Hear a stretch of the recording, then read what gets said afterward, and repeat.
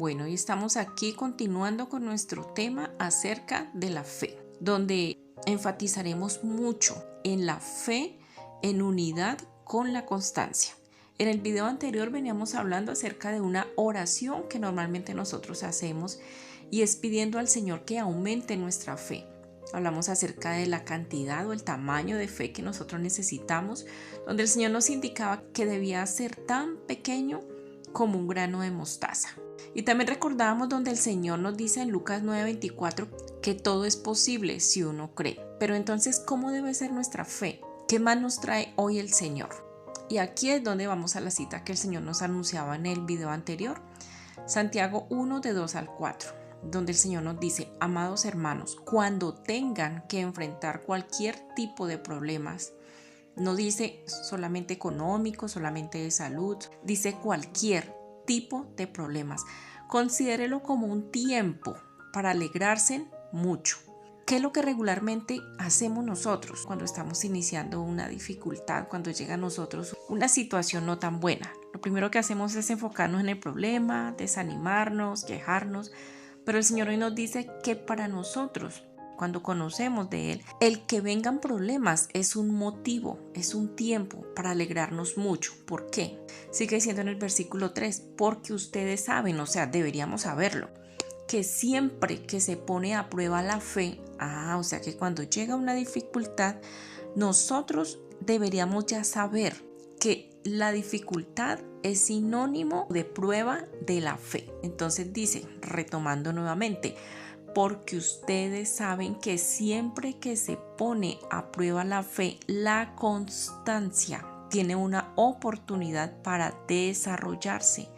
Así que dejen que crezca, pues una vez que su constancia se haya desarrollado plenamente, serán perfectos y completos y no les faltará nada. Definitivamente necesitamos activar la fe, pero es la fe en Dios, en las cosas del cielo, en su palabra, en lo que Él dice en medio de una situación, en esa palabra rema, en esa palabra que Él nos trae, y cuando estamos pasando por una dificultad nos impacta nuestro corazón. Ahí es donde Él dice que nosotros debemos enfocar nuestra fe en Él, no en las cosas de la tierra. Por ejemplo, revisemos en Marcos 11, el 22 al 26. Dice, entonces Jesús dijo a sus discípulos, tengan fe en Dios, dice.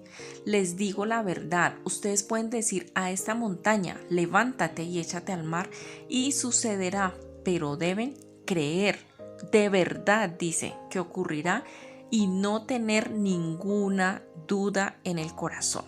¿Dónde se ganan las batallas? En el altar. Por eso el Señor dice hoy, les digo, ustedes pueden orar por cualquier cosa y si creen que la han recibido, será suya. Cuando ustedes nombren, hablen o declaren las cosas que no son como si lo fueran.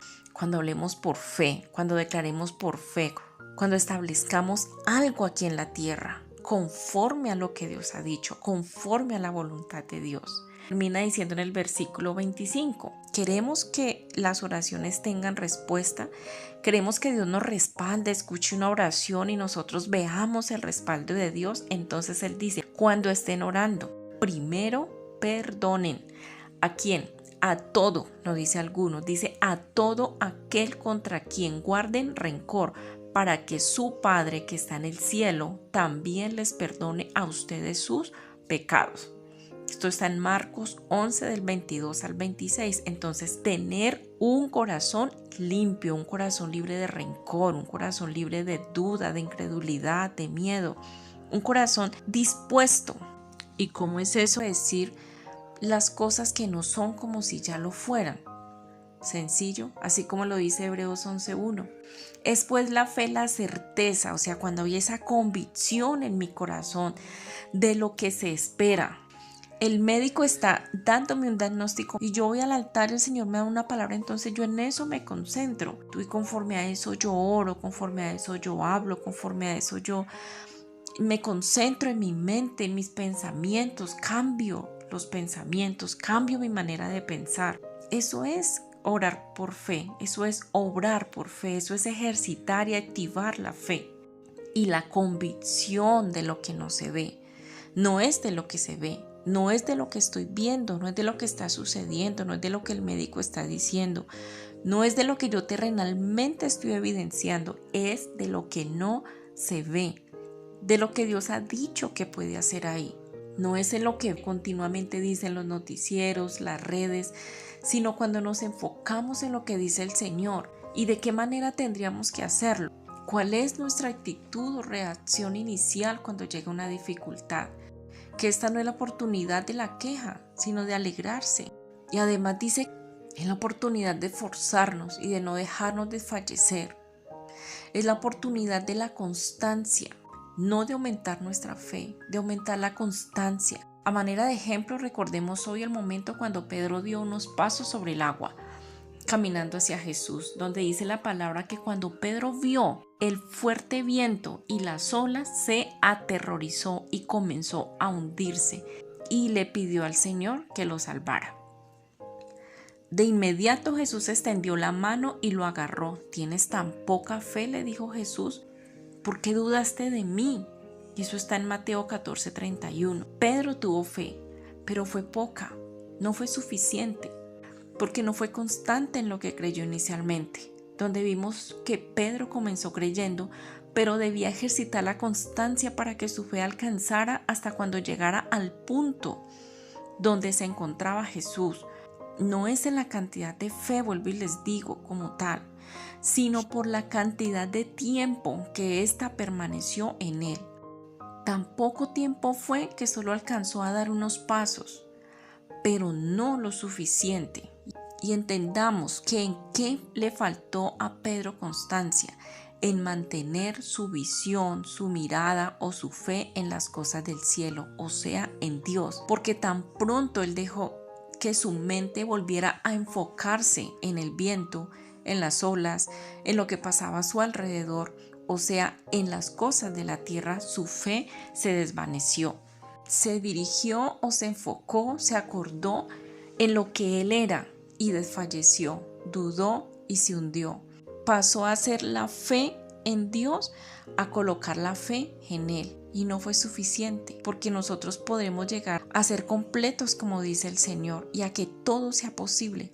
Pero cuando enfocamos nuestra mirada en Él, cuando nuestra fe no se desenfoca del poder de Dios.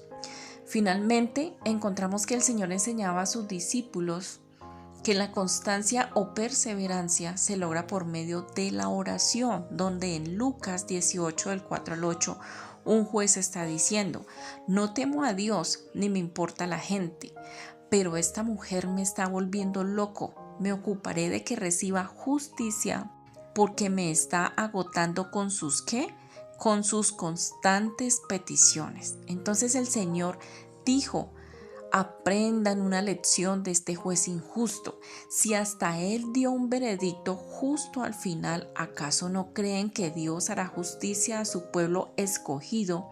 Y aclara seguidamente que aclama a él día y noche. ¿Seguirá aplazando su respuesta? Les digo, él pronto les hará justicia. Pero cuando el Hijo del Hombre regrese, ¿a cuántas personas con fe encontrará en la tierra?